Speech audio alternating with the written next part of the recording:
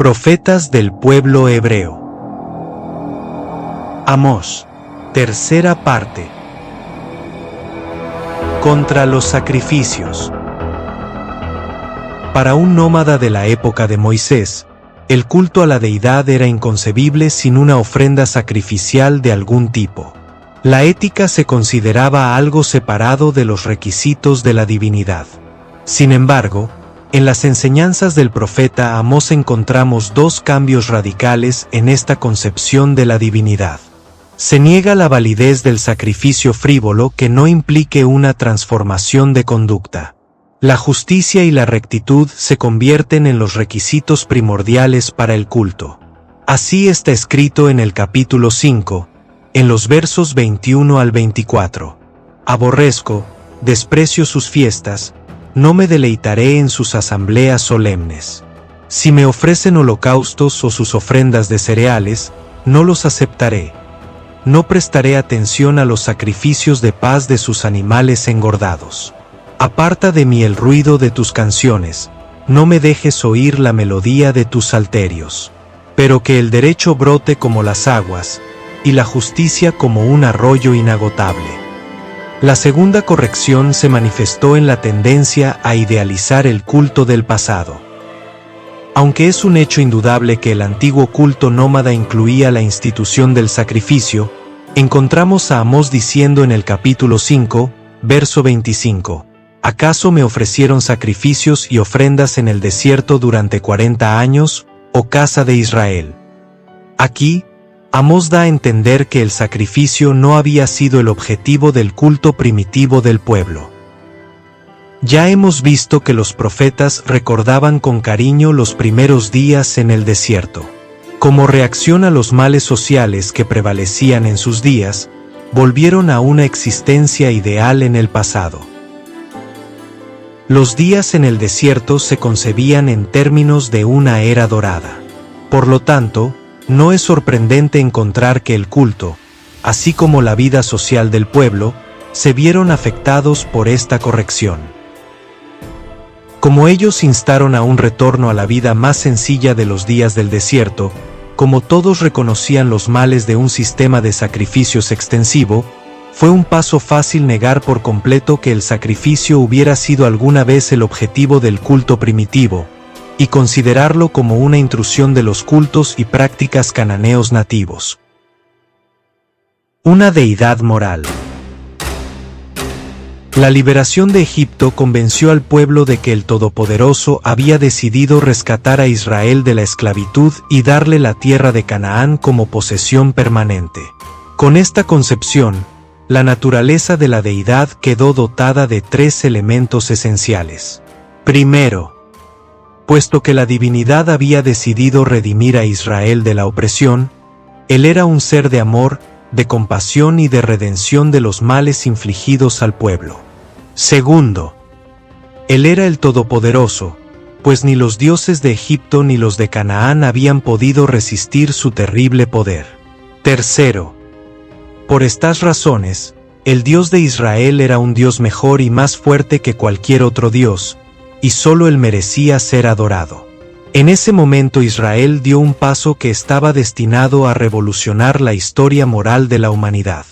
Este paso se basó en el reflejo del carácter de Dios en el carácter de sus adoradores. Puesto que Dios mismo había sido misericordioso con los desafortunados israelitas, entonces era necesario que cada israelita fuera misericordioso en su trato con sus hermanos. No pasó mucho tiempo antes de que los profetas derivaran un corolario de esta premisa. Los israelitas habían sido extraños para Dios cuando Él había decidido salvarlos de la esclavitud egipcia, por lo tanto también era necesario que la nación fuera amable y misericordiosa con los extraños. Confusión con los dioses cananeos. La conquista de Canaán había sido gradual. Debido a su incapacidad para expulsar a los nativos, Israel se convirtió más tarde en una mezcla etnológica. Esta mezcla trajo consigo una corrupción de la enseñanza de Moisés. El resultado principal fue la identificación de los dioses de Canaán con el Dios de Israel. Esta amalgama fue ayudada por el hecho de que los dioses de los cananeos no tenían nombres personales. Hay que recordar que Yod, Hei, Vav, Hei es un nombre personal que distinguía al Dios de los hebreos de todos los demás dioses que tenían nombres personales. Así como Yod, Hei, Vav, Hei era el Dios de los israelitas, Amón, Ra y Tut eran dioses de los egipcios, y Marduk, Chamach y Sarpanitu de los babilonios. No había peligro de que Yod, Hei, Vav, Hei fuera confundido con estos dioses extranjeros, pues sus nombres personales los distinguían como los nombres personales distinguen a los hombres. Un hebreo primitivo podría muy bien creer que Yod, Hei, Vav, Hei era más fuerte que Amón o Marduk, pero nunca diría que era idéntico a ellos. Los dioses de los cananeos, sin embargo, no tenían nombres personales. Eran abstracciones. El significa poder, Baal es dueño, Melech significa rey. Estas divinidades eran adoradas por los nativos en todas partes de Canaán. Cuando los israelitas conquistaron Canaán, era natural para ellos creer que Yod, Hei, Vav, Hei era el verdadero poder, dueño y rey de la tierra y de los lugares sagrados que había en ella. Como ninguna de estas divinidades había podido resistir al Dios de Israel, se volvió muy fácil para los hebreos pensar en su Dios como el Baal y Melech de la tierra. Durante los tiempos de los profetas, los dioses locales habían perdido su individualidad al desaparecer dentro del Dios de Israel. El pueblo todavía adoraba a los Baales, pero se creía que estos eran el mismo Dios de Israel. Amós y Oseas eran muy conscientes del sincretismo que se había producido entre la naturaleza del Dios de Moisés y los dioses de los cananeos. Su tarea más difícil consistía en redefinir la naturaleza del Dios de Israel y distinguirlo de las divinidades locales.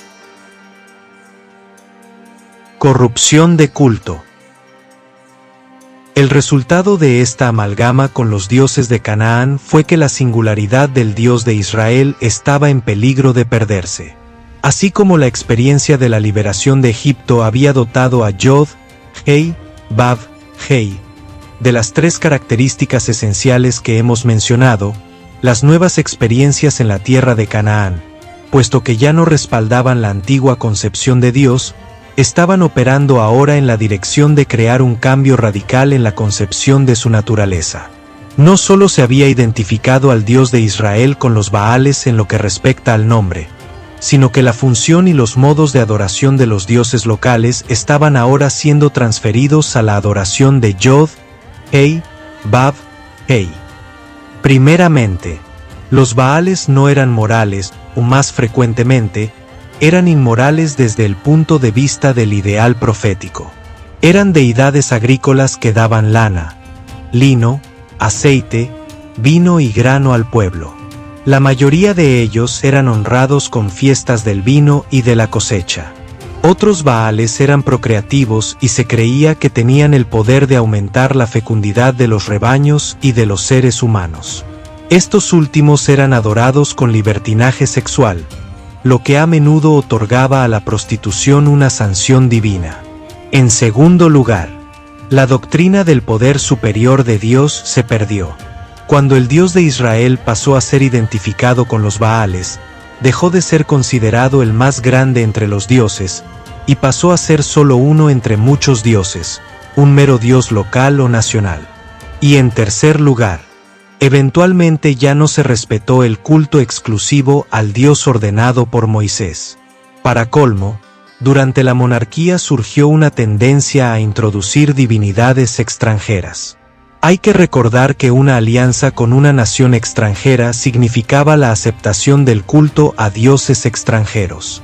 Esto era especialmente así cuando un monarca hebreo se casaba con una princesa extranjera, pues estas mujeres llevaban sus propios dioses al palacio y exigían su reconocimiento oficial. Las esposas extranjeras de Salomón y la propia Jezabel son ejemplos de ello. Además, un tratado con Egipto o Asiria, antes de que fuera vinculante, implicaba la participación de los israelitas en los ritos religiosos de esos países. Fue esta circunstancia la que motivó las objeciones proféticas a la obtención de ayuda militar de potencias extranjeras, incluso cuando la obtención de dicha ayuda parecía justificada por las necesidades políticas del país. El último paso hacia abajo todavía estaba por darse. Como el Todopoderoso se había convertido en una deidad nacional y agrícola, el concepto de justicia y misericordia como parte de la creencia fue abandonado inconscientemente. En lugar de las exigencias morales, creyeron que todo simplemente consistía en ceremonias y sacrificios que Dios mismo había ordenado. El verdadero origen de esta idea estaba en la concepción cananea de que los Baales tenían el poder del bien y del mal sobre el pueblo, y por lo tanto, debían ser apaciguados. Estas deidades eran veneradas en todos los santuarios antiguos, en árboles, piedras, postes, etc. El ritual consistía en cantos, la celebración de fiestas agrícolas y astronómicas y un sistema de sacrificios sumamente ramificado. La forma final de esta confusión fue el reconocimiento abierto de Yod, Hei, Bab, Hei, como el Dios patrono de Israel, con la necesidad de ofrecer sacrificios para apaciguar su ira y cortejar su favor. Fin de la tercera parte.